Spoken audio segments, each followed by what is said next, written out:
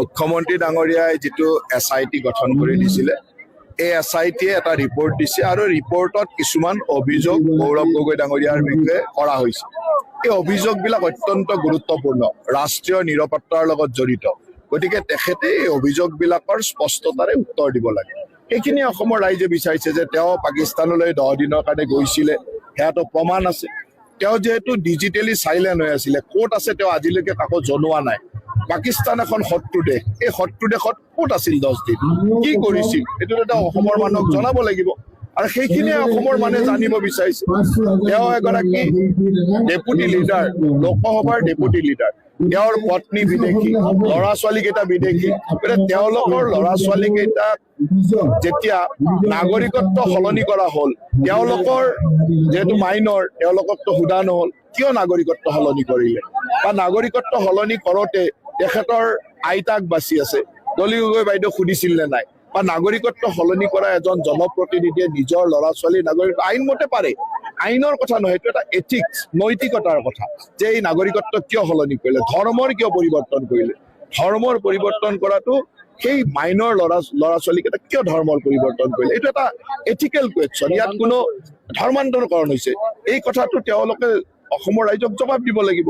তেখেতৰ পত্নীয়ে এখন 45 পেজৰ এটা ৰিপৰ্ট পঠাইছে পাকিস্তানৰ এগৰাকী নাগৰিকলৈকে বা আলী টকীলৈকে। সেই আলী টকীলৈকে পঠোৱা ৰিপৰ্টটোত তেওঁ যিখিনি কথা তাত উল্লেখ কৰিছে, সেই কথাখিনি যে সত্য তেওঁ স্বীকাৰ কৰি লওক যে তেওঁৰ পত্নীয়ে এই চোৰাংচোৱাগিৰি কৰিছিল, তেওঁৰ পত্নীয়ে ভাৰত বিৰোধী কাম কৰিছে আৰু তেওঁ সেই ভাৰত বিৰোধী কামত সহযোগ কৰিছে। সিমানখিনি স্বীকাৰ কৰিলে অসমৰ ৰাইজৰ ওচৰত ক্ষমা বিচাৰক যে হয় মোৰ ভুল হৈছিলে, এনেকুৱা কাম কৰিব নালাগিছিল, তেতিয়া আইনমতে যি দণ্ডনীয় হ'ব হ'ব। কিন্তু অসমৰ ৰাইজক নৈতিকতাৰে তেওঁ কথাটো ক'ব লাগিব, এইটো নৈতিক কথা, এইটো আইনগত কথাটো পিছত আহিব। কিন্তু এজন জনপ্ৰতিনিধিয়ে তেওঁৰ ল'ৰা ছোৱালীক ধৰ্মান্তৰ কৰা, তেওঁৰ ল'ৰা ছোৱালীক ৰাষ্ট্ৰীয়তা পৰিৱৰ্তন কৰা, এইবিলাক সৰু কথা নহয়। এই কথাবিলাকৰ উত্তৰ তেওঁ অসমৰ ৰাইজক দিব লাগিব।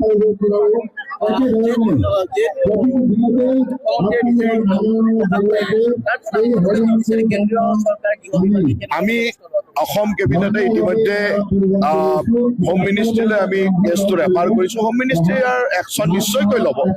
কিন্তু কথাটো হ'ল যে এজন জনপ্ৰতিনিধি যিয়ে অসমত ভৱিষ্যতে নেতৃত্ব ল'ম বুলি নিজকে ভাবে, এটা দলৰ সভাপতি, তেওঁ এই কথাবিলাকৰ পৰা আঁতৰি থাকিলে নহ'ব।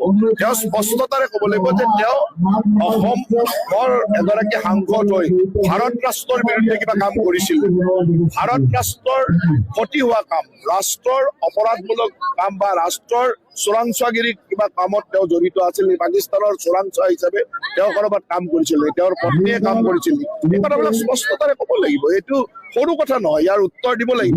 আইনগত কথা পিছত আহিব। প্ৰথম প্ৰশ্ন হ'ল তেওঁৰ নৈতিকতাৰ কথা। নৈতিকতাৰে তেওঁ ক'ব লাগিব যে তেওঁৰ ল'ৰা ছোৱালীক ধৰ্মান্তৰ তেওঁ কৰিছে, তেওঁৰ ল'ৰা ছোৱালীক ৰাষ্ট্ৰীয়তা তেওঁ পৰিৱৰ্তন কৰিছে, তেওঁৰ পত্নীয়ে এনেকুৱা ভাৰত বিৰোধী ৰিপৰ্ট পাকিস্তানৰ আলী টকীলৈ পঠাইছিলে, কথাবিলাক স্বীকাৰ কৰক।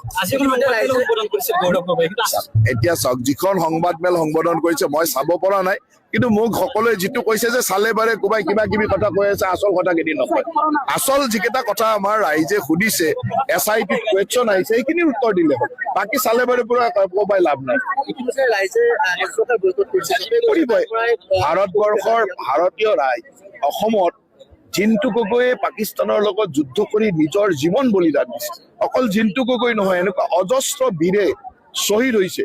এই শ্বহীদসকলৰ তেজৰ মূল্য নাথাকিব নেকি? অসমৰ মানুহে তেনেকুৱা পাকিস্তানক সহায় কৰা, পাকিস্তানৰ বৈৰী ৰাষ্ট্ৰখনৰ লগত চোৰাংচোৱাগিৰিৰ দৰে কাম কৰিলে কোনে সহ্য কৰিব?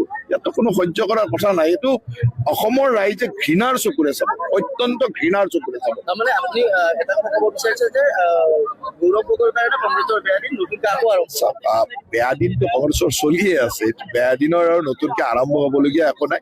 কিন্তু অসমৰ কাৰণে দুৰ্ভাগ্য যে অসমৰ এজন সাংসদে এনেকুৱা ধৰণৰ পাকিস্তানৰ চোৰাংচোৱাগিৰিত কৰিবলৈ আহিল।